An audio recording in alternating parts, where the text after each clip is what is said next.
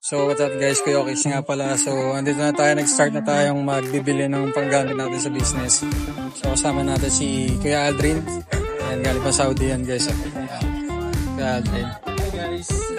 So this time mag-ano tayo ng stante para sa ano natin. Ayan, may stante tayo. Meron tayong regular price pala to. So abangan nyo guys. Tapos storage box. Abangan yung mga release namin gamit. So start tayo ng business. Tapos yun nga, sabi sa inyo, i-vlog natin to. Then check lang muna tayo mga resources para maano natin. Pag nakapag-live na tayo, start na tayo, dire-diretso na lang. Dito tayo sa bahay. Linis mode tayo. Ayusin natin yung mga stante natin dito. I-timelapse na lang natin yung pag-lilinis natin ng gamit. Pero ito, yung mga for sale natin yan. Pero i-ano natin sis na magdadagdag tayo ng bagong stock dito na t-shirt. So abangan nyo. Yung lalabas natin plain t-shirt siya pero knitted. So maganda yung quality nito.